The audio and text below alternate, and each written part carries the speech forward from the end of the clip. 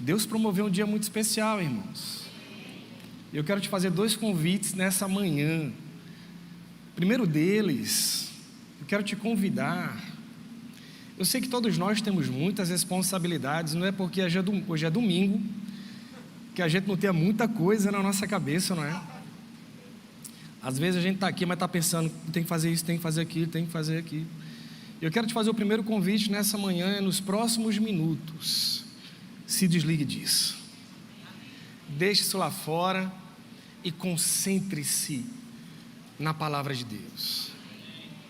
Amém? Segundo convite que eu quero te fazer nessa manhã: fique muito atento às impressões, às instruções do Espírito para você. Eu sei que eu vou falar para todos vocês, mas o Espírito, ele vai falar com você, direta e pessoalmente. Há recados da parte de Deus, irmãos, que quando eu venho para o culto eu quero receber, viu? Uma das maiores lições que eu aprendi na diaconia, e toda vez a gente fazia isso, é que os cultos não eram mais um culto, esse vai ser o culto. Amém? Está com o coração aberto para receber a palavra? Amém. Você pode orar comigo? Senhor, nós te agradecemos, é tão bom estar na sua presença. Nós te agradecemos porque é um privilégio, Senhor, conhecermos você profundamente, sermos teus filhos, estarmos cheios da tua presença e sensíveis à voz do seu Espírito. Declaramos em nome de Jesus a glória ao nome do Senhor Jesus Cristo. E te pedimos, Pai, sabedoria, manifesta nos corações, olhos espirituais abertos, para que nós caminhemos conforme a tua vontade, em nome de Jesus. Amém? Quando eu vejo um cenário como esse e casais apresentando seus filhos, me vem à mente uma passagem, Marcos capítulo 9, e eu acho muito interessante. Com certeza você já leu. A partir do versículo 14, a Bíblia diz que os discípulos de Jesus estavam debatendo com os escribas, ou mestres da lei, algumas versões dizem assim, e dá a sensação de que os mestres da lei estão dominando a conversa. E a Bíblia diz, e Jesus chegou. E é muito interessante que quando Jesus chega, ele vai direto nos escribas. Sabe quando o irmão mais velho chega e diz assim, procure alguém do seu tamanho? E a Bíblia diz que quando Jesus chega, ele vai direto nos escribas e diz assim, o que é que vocês estão discutindo com eles? Na hora que eu li isso, eu disse, eita, se eu fosse um escriba daquilo, eu saia correndo, irmão. Mas a Bíblia diz que nesse momento, antes que eles respondam, saiu uma voz do meio da multidão, é um pai. E ele diz assim, Senhor, tem misericórdia do meu filho, porque o diabo joga ele na água, joga ele no fogo, e nesse momento, a atenção de Jesus volta totalmente, ela sai dos escribas e vai para aquele pai. Sabe o que eu aprendo com isso, irmãos? Que os nossos filhos estão no centro da atenção de Deus. Não pense você que o que está acontecendo com seu filho, Deus está à parte ou ignorando o que está acontecendo. Sabe o que eu vi aqui em cima agorinha? Nós entendemos que uma criança ela é gerada durante 9 meses, e é verdade. E normalmente aos 9 meses ela nasce. Mas você concorda que ela continua a ser gerada em um outro útero? E o nome desse útero é família. E o ambiente familiar que nós proporcionamos aos nossos filhos tem muito a ver com os filhos que nós continuamos gerando. E que uma criança pode começar muito bem, mas a minha Bíblia, a sua Bíblia diz que o fim é mais importante, que apresentar os filhos é importantíssimo, mas essa apresentação ela é contínua na minha e na sua vida. Você entende que nós estamos diante de um processo, e nesse cenário que se avizinha, cada vez mais desafiador, nós temos que ser cada vez mais firmes e intransigentes na defesa da palavra. Malaquias capítulo 4, a partir do versículo 5, queria que a mídia colocasse, por favor. Mídia, eu vou te pedir a NVI, tá bom? Nova versão internacional, Malaquias 4, a partir do versículo 5. Vejam, enviarei a vocês o profeta Elias antes do grande e temível dia do Senhor. Versículo 6, por favor. Ele fará com que os corações dos pais se voltem para seus filhos, e o coração dos filhos, os corações dos filhos se voltem para seus pais. Vamos ficar por aqui por enquanto. Eu sempre enxerguei essa passagem como uma das mais esquisitas da Bíblia. Eu vou te explicar por quê. Porque uma vez que nós somos pais, a nossa atenção, ela muda, a chave vira. E você que é pai, eu sei que tem pai aqui. Quem é pai aqui, levanta a mão para eu ver, por favor. Obrigado, muita gente. Você sabe que é até estranho, porque até nós nos tornarmos pai, nós somos muito eu, os meus interesses, a minha vontade. Mas quando uma criança nasce, eu e você não sabemos explicar, mas a gente se derrete. Você olha para a criança e a criança sorri e te vem uma alegria que você não sabe explicar. Mas a partir daquele dia você sabe, eu morro por esse bebê, não é assim? Se só tiver um pão na sua casa, quem é que vai comer esse pão, meu filho? Quem aqui entende que a maior alegria de um pai é dar as coisas ao filho? Pode faltar para ele. Não é assim? Quantas vezes você não já deu presente para o seu filho e você se alegrou mais que seu filho? Não é verdade? A criança está até feliz, mas você está mais. Porque a chave vira. E eu achava essa passagem, como assim? Ele converterá o coração dos pais aos filhos e dos filhos aos pais, se naturalmente eu morreria pelas minhas filhas. Eu sei que você também. Só que eu e você estamos vivenciando uma geração, querido, você já percebeu, que é uma geração de perda de vínculos familiares, e que esquisitíssima. Talvez o mundo nunca tenha testemunhado isso. Há hoje uma perda de vínculos familiares, e essa perda, ela não se dá naturalmente, simplesmente por motivações erradas não, viu? O reino ao qual eu e você pertencemos, ele caminha sobre 2 pilares: motivações e princípios. As nossas motivações têm que ser corretas, mas fundamentadas na palavra. Se uma coisa caminhar sem a outra, fica torta. Por que eu estou falando isso? Eu cheguei ontem, eu estava no Twitter, eu vi um vídeo que eu achei engraçado. Sara está aqui, chamei Sara, que estava na hora, Tati. Daqui a pouco eu explico porque ela não está aqui. Eu disse, vê esse vídeo aqui do Twitter. Era um vídeo dos anos 80, fazendo propaganda de... Era uma loja que nem existe mais, Mapping, vendendo... Como é que chamava aquele som grandão, que era a maior marca de status da época, que era um 3 em 1. Alguém lembra disso? Não, só eu, minha geração. Né? Acho que alguém lembra, né, do meu tempo, né? 3 em 1. E engraçado, era Sara não acreditou, era tipo assim, 3 em 1, promoção, 2.500.000 mil cruzeiros. A televisão, 7 milhões de cruzeiros. A minha filha fez, pai, peraí. Era assim, era. No cenário da hiperinflação, a gente corria como quem corre atrás de um queniano na São Silvestre. Você entende a analogia? Você não vai pegar nunca. Você entende o que eu estou dizendo? A gente começava o mês com dinheiro, torcendo para terminar, porque a inflação devorava tudo. Isso gerou em mim, que era adolescente dos anos 80, uma sensação de não ter. Eu queria ter, mas não tinha. Você quer saber uma coisa que apavora um pai? Qualquer pai, é o filho passar as dificuldades que ele passou. O pai não quer. Não é verdade? Aí vem o plano real, a economia se estabelece, o que é que acontece? A gente aumenta o poder de compra. No que eu aumento o poder de compra, a minha geração começa a fazer menino. Começa a ter filho. E quando a gente começa a ter filho, primeiro estalo, ele não vai passar o que eu passei. Minha filha não vai passar o que eu passei. Porque eu queria ter as coisas e não tinha. O problema é que...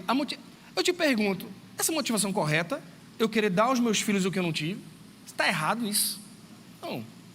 Mas sabe qual é o problema? É que para entregar as coisas ao meu filho que eu não tive, eu tive que sair de casa. Eu troquei a minha influência, a minha cobertura pelo iPhone. Eu troquei a minha presença e os meus ensinamentos pela bicicleta que eu não tive, pelo videogame que eu não tive. E nós temos hoje uma geração de adolescentes frustrados, sem um pai em casa e com iPhone no bolso. Você entende isso? Eu sou professor há 20 anos, o pastor Ricardo falou aqui, eu trabalho especificamente com alunos que vão fazer vestibular. Nesse momento, hoje, por isso que minha esposa não está aqui, minha filha tem 15 anos, está fazendo o SSA da UPE agora, neste momento, e está com ela lá. o trânsito está difícil, eu estou com medo de ir, não consegui voltar a tempo de pegar a Rebeca. Eu disse amém, fica tranquila. Mas você concorda que hoje as escolas viraram tipo McDonald's, fazendo sanduíche, tudo igual. E nós estamos fabricando competidores. Eu já tive aluno que falou assim, terminou minha aula, quando eu cheguei lá fora, ele fez, professor, posso tirar uma dúvida? Eu fiz, claro. E ele fez uma pergunta, eu disse, por que você não fez na aula? Essa pergunta era muito boa, queria gerar uma... Ele fez, não. Se eu faço na aula, outro aluno vai tirar dúvida também.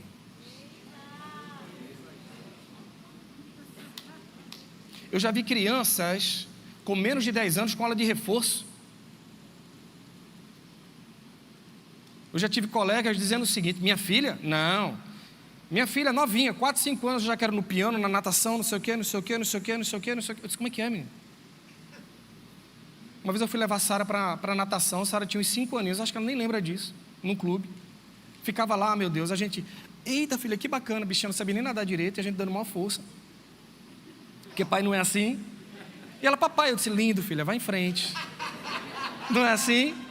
Aí tinha uma mãe do meu lado, e ela começou a puxar a conversa, a gente começou a conversar. Ela fez, aquele é meu filho. Eu disse, olha que coisa boa. Muito bem, ela fez, hoje é natação, amanhã é judô, depois é piano, depois é não sei o quê, e depois é não sei o quê, e depois é não sei o quê. E quando você começa a construir isso, eu fiquei perguntando, quando é que esse menino vai ser criança? Você entende que nesse corpo de útero familiar, nós temos muita responsabilidade, porque paternidade é sacerdócio. Se você não sabe ainda, querido, qual é o seu chamado, e você tem filho, eu te apresento o primeiro, viu? Você é papai? Isso é sacerdócio, irmão. Mas sabe qual é o risco que eu e você corremos, querido? Eu e você corremos. E eu falo aos pais nesse momento, é que muitas vezes eu e você trocamos um relacionamento de influência divina sobre os nossos filhos, pelo mercado, pelo sucesso profissional. Ah, mas eu quero dar as coisas para ele. Uma colega minha chegou quase chorando na escola, quando ela foi sair de casa, a filha fez, pô, mãe, fica em casa. Ela fez, mas eu tenho que sair para lhe dar as coisas. Ela fez, faz o seguinte, eu não quero mais nada não, fique em casa. Há um tempo eu estava no shopping, eu vi uma máquina, eu achei esquisitíssima. Era uma máquina de ninar criança. Alguém já viu isso aqui, não? Você já viu? É uma máquina, você põe um bebê, ela fica... Olha só, terceirizaram ninar o bebê. Tu tem noção do que é isso?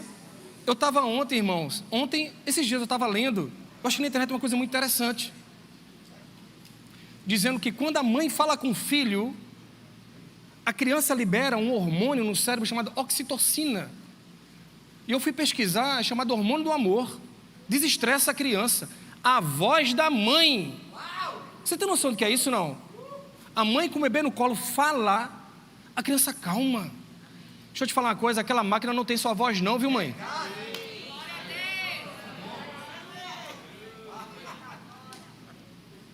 Mas nós somos crentes, nossos filhos não estão na balada.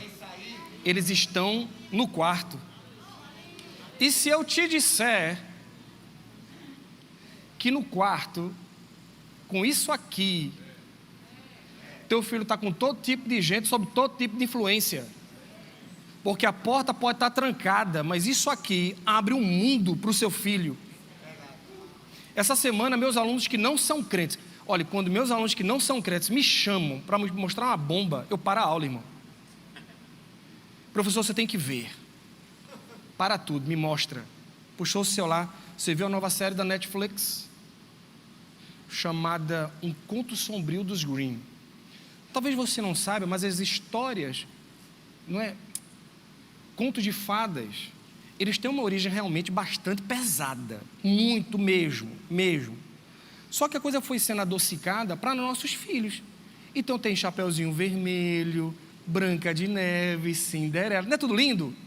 Mas na origem não era. A Netflix lançou um conto narrado por corvos. Se você não sabe, na literatura de terror, corvo significa morte. E os corvos narram a história de João e Maria.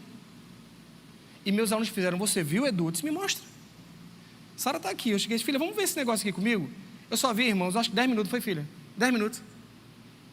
Começa o conto, os pais decapitando os filhos. Agora a imagem é a coisa mais linda. Se você passar pela sala e teu filho estiver assistindo, você vai deixar. É lindo, irmão. A imagem é linda. Começa, eles decapitam os filhos. Depois eles se arrependem e costuram magicamente a cabeça dos filhos de volta. Os filhos voltam, fogem, vão bater na casa de uma bruxa, a qual morre empalada. Eu estou te falando que não terminou não. Mais à frente tem pacto com o diabo. Aí você vai dizer, mas Eduardo, existem desenhos em plataformas de streaming que é só a gente colocar um controle parental, por idade, não tem isso? Só vai ver até essa idade. Sabe qual é a classificação indicativa? 12 anos. Está aqui, viu? Você já parou para analisar que você deve ser o maior influencer na vida do seu filho? O pastor falou aqui há pouco. Eu fico espantado, irmãos. Às vezes eu acho que eu sou um alien. É sério. Tem youtuber que aparece que eu nem sabia que existia. Quando eu vou ver, o cara tem 50 milhões de seguidores. Onde é que eu estava? Onde é que eu estava? E aí tem um fenômeno muito curioso, viu? Ao qual eu e você devemos prestar atenção. É a horizontalização das influências. Isso não é bíblico. Tito capítulo 2 diz que as mulheres mais velhas, o que é que elas devem fazer? Mas sabe por quê? Porque no reino, experiência vale. Você entende o que eu estou dizendo? A sua experiência contribui para o mais jovem. Mas quando você olha lá fora, isso não vale para a gente. É menino ensinando menino. E a Bíblia diz que um cego guiando outro cego vai para a cova. Aí sabe o que é que eles estão fazendo lá fora? Pastor Humberto falou disso recentemente aqui. Quais são as influências às quais nós estamos nos submetendo, irmão? Talvez o youtuber de maior sucesso do Brasil, um homem de mais de 30 anos, por que você acha que ele tem que pintar o cabelo de azul, vermelho e imitar foca? Porque se ele aparecer como adulto, ele perde a influência, irmão. Eu fiz uma estratégia quando minhas filhas eram novinhas. Hoje elas morrem de rir, elas não sabiam. Eu chegava em casa e ia ver as séries que elas viam. Todas. Eu conheço Drake e Josh, iCarly, Manual do Ned, Zack and Cody, Gêmeos a Bordo. Eu vi uma novelinha horrorosa chamada Isa TKM. Minha filha nem sabe que eu achava horrorosa. Brilhante Vitória, estou tentando lembrar o resto. Zoe 101, Sunny Entre Estrelas. Eu estou te falando que eu chegava em casa, eu tenho que ver o que elas estão vendo. Amém. Sentar, vamos para a cama. E eu aqui, ó. Sabe o que eu aprendi ali? Alguém conhece essas séries que eu falei? Ou ninguém, só eu vi. Meu Deus. Alguém pense que você vai lembrar. Todos os adultos eram idiotizados. Todos. Espertos eram os adolescentes. Adolescente, criança. E o adulto? Besta. E aí você vai desconstruindo ícones. A iconoclastia cinematográfica é um exemplo disso, querido. Ou você acha simples os símbolos cinematográficos, personagens que fizeram parte da minha e da sua vida, ressignificados? Ou você acha que isso não é estratégia? Pastor Humberto falou aqui semana passada que isso é estratégia. Nome disso a sociologia chama, né, de parasitismo ideológico. É você pegar uma personagem, ressignificar e dar outra mensagem. Quem viu aqui a nova face do Super-Homem? Quem viu aqui agora o comercial da Noruega do Papai Noel? Vocês sabem do que eu estou falando. Vocês perceberam como a masculinidade está sendo desconstruída? É quase um pecado ser homem, irmão. Tem um famoso aí que pediu desculpa porque era homem e hétero. Oi? Como é que é a história? Desculpa, eu sou homem. Oh, meu Deus. Que história é essa, mãe? Eu estou te falando todo tipo de influência que teu filho tem acesso. No quarto, no celular. Está tudo lá, irmão. Está tudo lá. Eu fui ver Vingadores Ultimato. Os dois personagens mais viris da Marvel, mais homens, Hulk e Thor. Vingadores Ultimato viraram dois bobocas. Dois bobões. Você acha que isso é à toa? Não é, isso tem estratégia. É a construção de um novo ideário para o qual valores bíblicos estão ficando retrógrados. Mas deixa eu te dizer uma coisa, a Bíblia não precisa de atualização não, viu? Nunca Deus vai perder para o diabo. Pastor Humberto ensina uma coisa que eu acho espetacular: Deus tem mais poder para construir que o diabo para destruir. Eu só quero chamar a sua atenção. Por quê? Porque às vezes nós não damos conta. A gente terceiriza a espiritualidade dos nossos filhos. Aqui na igreja, é sensacional o trabalho com as crianças. Eu acompanho, irmãos. Durante a pandemia, não era Zen Kids o nome? Zen Kids, eu coloquei lá, tinha vinheta, vídeos bem feitos, produto de excelência, aliás, como tudo que a igreja faz, amém? Mas você concorda que teu filho vem aqui para a salinha no domingo, e segunda, e terça, e quarta, e quinta? Você entende isso? O pastor falou aqui, ensina a criança no caminho. A salinha é o caminho. O no é segunda, terça, quarta, quinta. É você todo dia com seu filho, orientando seu filho. Deuteronômio 6, quando fala assim, ensine a criança, se você vai no original hebraico, está dizendo assim, ó, perfure, ensine, e fale, e sabe por quê? Porque os filmes que eles fazem dão fracasso de bilheteria, e eles insistem. Você entende onde eu quero chegar? E quando a gente fala sobre a nossa responsabilidade sobre os nossos filhos, eu quero chamar sua atenção para isso, irmãos. Porque, volto a dizer, é o meu sacerdócio, é o seu.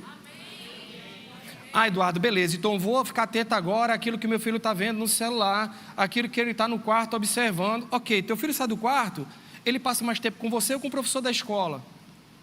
E se eu te disser que na escola também é um ambiente de influência, para o qual o seu filho tem que estar preparado? Como assim, Eduardo? Ele não vai aprender geografia? Vai. O problema não é geografia, biologia, não é mitocôndria, né? O problema é o tempero, irmão. Várias vezes eu conversando com meus colegas, eles falaram, eu entro para influenciar. Eu entro para doutrinar mesmo. Professor de física, eu entro para desconstruir. Deus tem 2 espaços hoje, em sua grande maioria na escola. Ou não se toca no nome de Deus, ou se ignora, ou se ridiculariza. Mas deixa eu te falar, Deus está levantando homens de Deus dentro da escola.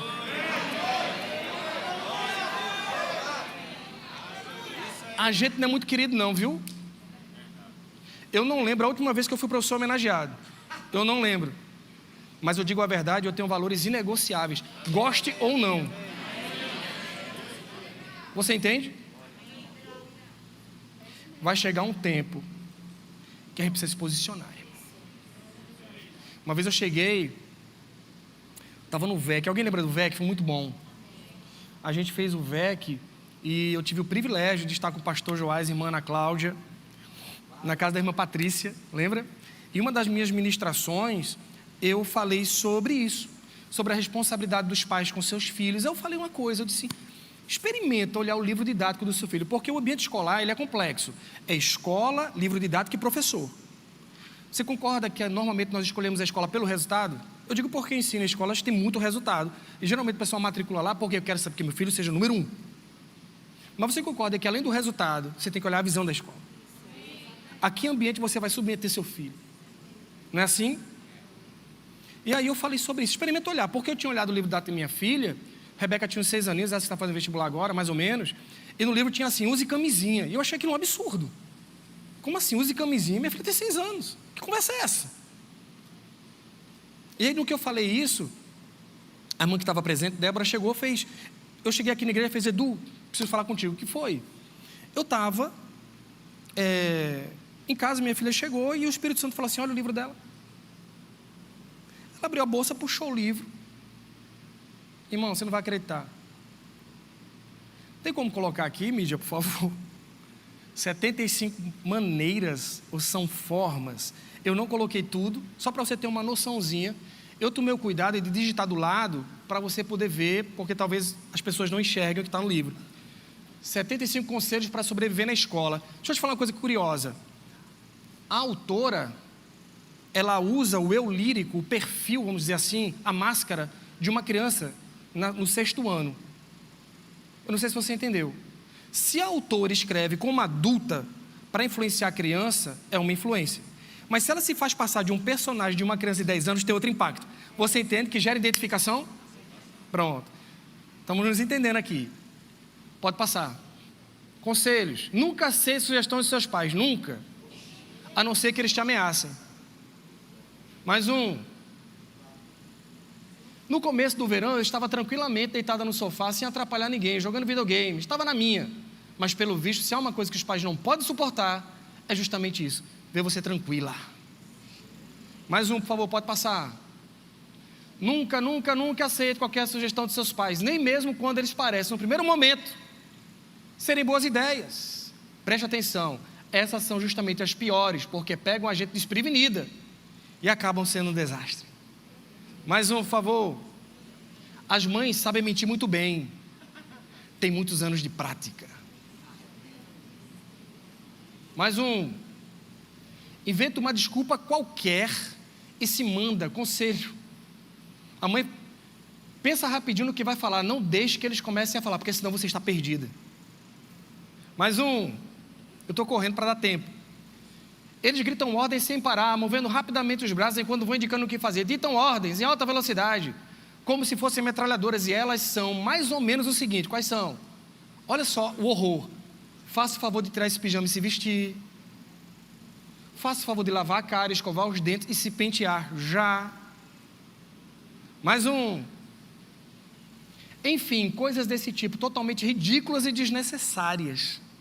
Eu só coloquei alguns para você ter noção de livros didáticos ou paradidáticos aos quais nossos filhos estão. E aí a gente está trazendo para a escolinha e não tem noção.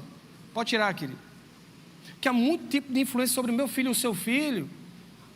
E nós não temos noção. Aí depois algumas coisas acontecem, mudança de comportamento, e a gente não se liga. Você entende o que eu estou falando? E que isso é muito sério? Por favor, coloca o slide de Billy Graham aí, por favor. O Instituto Billy Graham fez uma pesquisa, irmão, nos Estados Unidos, sobre com que idade as pessoas costumam se converter, aceitar Jesus. Até os 5 anos, 1%. 16 a 29 anos, 10%. Acima dos 30, 4%. 6 a 15 anos, 85%. Não é à toa que essa é a faixa etária mais presente nas escolas. É aqui que a coisa acontece e se decide, viu? E eu e você, volto a dizer, temos uma grande responsabilidade em relação à vida espiritual dos nossos filhos. Quarto, internet e escola. Mas eu tenho uma boa notícia para você.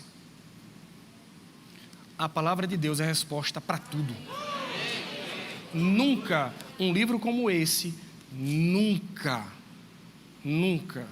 um professor, um youtuber vai ser uma influência mais poderosa sobre o seu filho que Jesus Cristo pregado na cruz e transformando a vida dele. Mas eu e você precisamos apresentar isso. O que eu vejo num livro desse é: desobedeça a seus pais, desobedeça a seus pais. Eu estava há pouco conversando com o pastor Edgley lá atrás, e a gente estava falando sobre Romanos capítulo 1, como é um capítulo triste, não é? O pastor Tarcísio também, não é? A gente estava falando sobre isso, né? Aquela passagem que Paulo começa a discorrer sobre a perversidade humana, toda a desgraceira. E Paulo começa, irmãos, eu vou ser rápido para a gente ganhar tempo aqui, e ele começa a falar de todo tipo de imundície que você imagina. Quantos aqui entendem que quando nós elencamos fatores, nós colocamos fatores no mesmo grau de intensidade? Por exemplo, se eu disser assim, apenas Recife, Nova York e Londres têm essa empresa, é elogiável.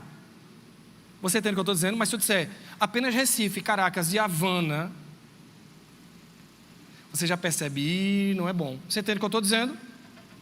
Quando Paulo começa a elencar, coloca aí, por favor, Romanos 1, a partir do 28, por favor. Deixa eu ler rapidinho. Estou olhando o tempo ali. E por haverem 28. E por haverem desprezado o conhecimento de Deus, o próprio Deus os entregou a uma disposição mental reprovável. Isso é muito triste. Para praticarem coisas inconvenientes. Ele começa a dizer, mais 29. Cheios de toda injustiça, malícia, avareza e maldade, possuídos de inveja, homicídio, contenda, dolo e malignidade, sendo difamadores. 30. caluniadores, aborrecidos de Deus, insolentes, soberbos, presunçosos, inventores de males e o quê? Desobediente. Está no grupo. Continue, por favor. Insensatos, pérfidos, sem afeição natural. Na Bíblia a tradução diz, sem amor pela família. Você entende o que pode tirar? Você entende que o que a Bíblia está dizendo é sobre a seriedade do trato familiar e que nós temos grande responsabilidade nisso. Eu gosto muito quando a Bíblia diz, no Salmo 127, que os filhos são como flechas na mão do valente. Amém? Aleluia! Quantos aqui entendem que o valente não joga a flecha assim? O que é que está faltando nesse cenário? É o arco. O que é o arco para eu pegar essa flecha e lançar longe? É um ambiente familiar saudável, cheio da presença de Deus. Teu filho vai longe. Mas Eduardo, como é que eu faço isso, cara? É tanta influência. Ah, é? Bíblia, Mateus capítulo 3, identidade, relacionamento e herança. Deus já te deu a saída, irmão. Identidade, relacionamento e herança. Se você levar isso, hoje já valeu. Mateus capítulo 3, a Bíblia diz que é o momento que Jesus vai ser batizado. Ele se submete àquele batismo. E a coisa mais linda, ele está cumprindo o propósito. O que é que a Bíblia diz? Uma pomba, o Espírito em forma de pomba, e uma voz do céu diz assim: este é o meu filho amado, em quem me comprazo. Você reparou que Deus está falando dele e com ele? Primeira coisa, quais são as palavras que eu digo sobre meu filho? Quais são as palavras que eu profiro? Tati, minha esposa, é psicóloga, ela me ensinou uma coisa muito preciosa. Ela disse, olha, quando você for corrigir seu filho, não jogue sobre ele identidade. Tipo, chegou, o quarto está bagunçado, não diga assim, você é bagunceiro. Diga assim, seu quarto está bagunçado, você é muito melhor que esse quarto. Que identidade eu e você estamos definindo sobre o nosso filho? E sabe que isso é tão importante, irmão, porque quando a gente constrói a identidade define caráter, e caráter define o destino do seu filho. Jesus no capítulo 4, levado pelo Espírito ao deserto, para quê? Me ajuda, eu acho que eu estou em aula. Para ser tentado. E quando ele vai ser tentado, a primeira coisa que o diabo diz para ele, a primeira, se tu és filho de Deus, transforme pedras em pães. Qual é a resposta de Jesus? Ei, você não entendeu nada. Nem só de pão viverá o homem, mas de toda palavra que sai da boca de Deus. Qual foi a palavra a qual Jesus teve acesso? Ei, você é meu filho. Eu não preciso, diabo, te provar que eu sou filho de Deus. Ele já disse que eu sou. Você tem noção do que é isso, irmão? O que você fala sobre o seu filho? Isso é muito sério, irmão. A palavra está nos ensinando. Você não tem que ter medo da escola, não tem que ter medo da internet. A palavra de Deus não tem concorrência. 2, relacionamento. Pais presentes e pais presenciais. É possível estar dentro de casa e ser um estranho para o meu filho? Aí eu me pergunto isso. Eu conheço os melhores amigos do meu filho. Qual o sonho do meu filho? Quais os temores dos meus filhos? Eu não posso viver para ganhar a vida e perder a minha casa. Irmão, eu não posso estar com a motivação correta e o princípio errado. Deus não vai te chamar para vencer profissionalmente condenando sua família, querido. Relacionamento. Uma vez uma aluna chegou e fez, Edu, eu fui dar um presente para o meu pai e eu vi um estranho sentado no sofá. Deus me livre. Minha filha olhar para mim e dizer, não, eu não consigo. Eu não consigo falar com ele. Deus me livre. Nós não podemos ser estranhos aos nossos filhos. Sabe por quê? Porque quando eu não influencio o meu filho, alguém influencia. Pais presentes. 2, exemplo. Sabe o que arrasta o seu filho para a igreja? Dê exemplo. Falar é bom. Viva. E deixe seu filho ver. Tem como colocar a foto que eu mandei para vocês? De uma criancinha com os braços levantados.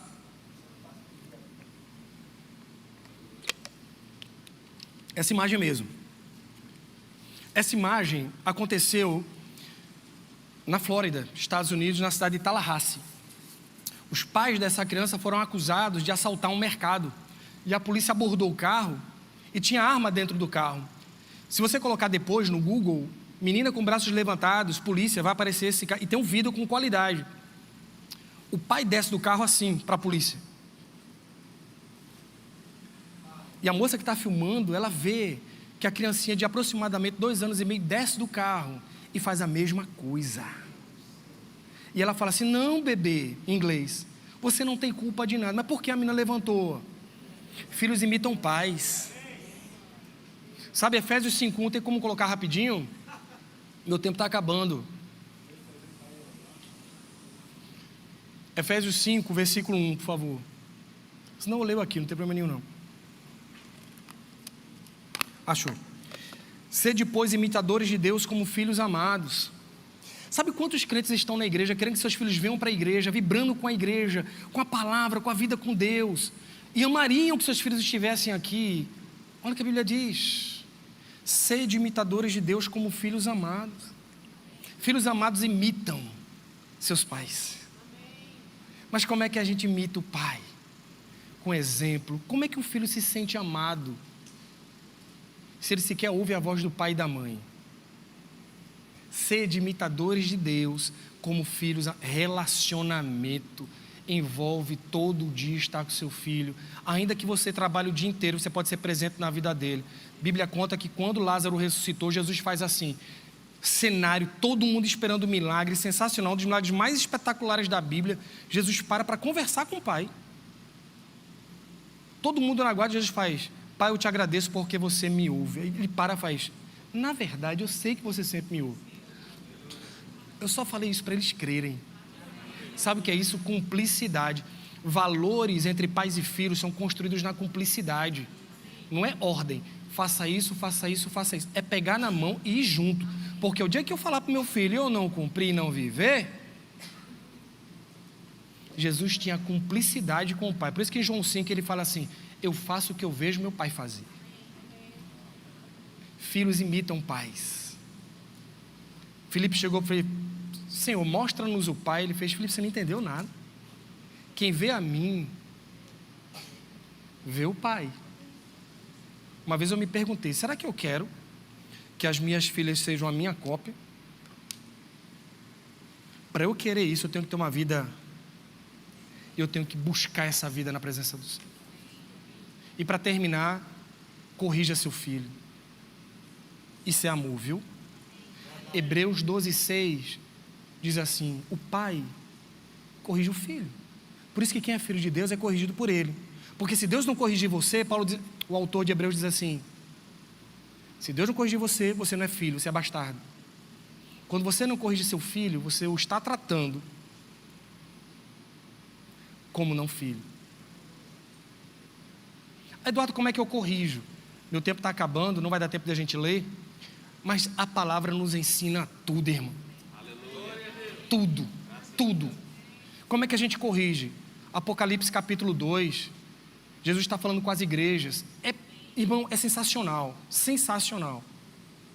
Coloca aí, vai, por favor. Apocalipse capítulo 2. Jesus vai falar com a igreja. Olha só a ordem de uma correção positiva.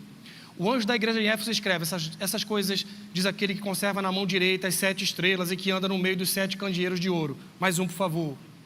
Conheço as tuas obras, tanto o teu labor como a tua perseverança, que não pode suportar homens maus, e que puseste a prova os que a si mesmos se declaram apóstolos e não são, e os achaste mentirosos. Isso é positivo ou negativo? Isso é um elogio ou não? Ok, mais um. E tens perseverança e suportaste prova por causa do meu nome, e não te deixaste esmorecer. Bom. Mais um. Tenho, porém, primeiro elogia, depois corrige. Porém, contra ti que abandonaste o teu primeiro amor. Pode continuar, por favor. Lembra-te, pois, de onde caíste, arrepende-te e volta à prática das primeiras obras. E se não, venham a ti e moverei do seu lugar. Sabe o que é isso? Consequência. Elogia, primeiro. Corrige, consequência, depois mais um. Tens contudo a teu favor, elogia de novo. Você vê como é diferente de eu chegar simplesmente filho, você é tão inteligente, filha, você é tão importante, você é tão preciosa para mim. É tão preciosa, você sabe disso. Mas isso tem que mudar. Porque se não mudar, isso vai acontecer. Mas papai ama você. E aí você começa a restabelecer laços perdidos.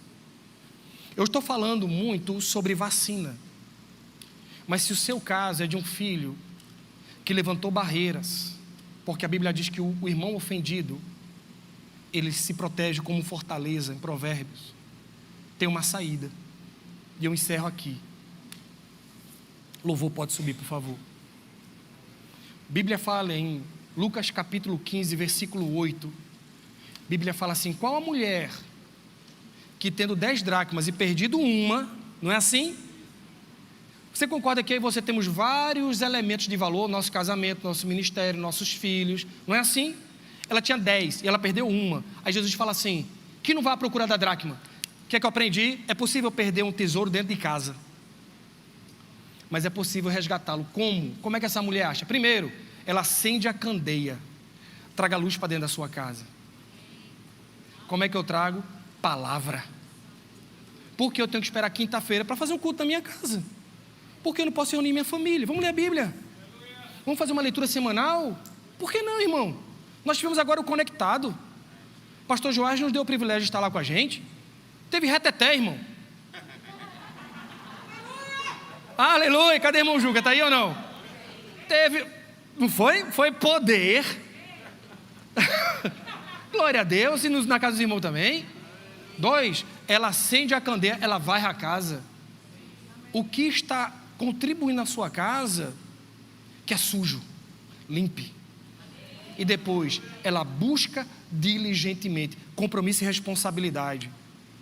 Eu me perguntei esses dias, se eu tiver o mesmo compromisso com a Bíblia que eu tenho com o meu trabalho, irmão, eu posso orar pela sua família? Amém. Senhor, nós te agradecemos essa manhã tão boa na sua presença. Muito obrigado, Senhor. Eu te agradeço, Pai, em nome de Jesus, pelo seu Espírito que nos conduz cada vez mais a uma intimidade maior com o Senhor. Eu declaro em nome de Jesus, pontes restauradas, filhos na presença de Deus, cheios do Espírito Santo, pais esclarecidos na presença do Senhor. Eu declaro em nome de Jesus, crianças, adolescentes, jovens, cheios da unção e da graça do Senhor Jesus. Que Deus abençoe, irmãos. Semana abençoada.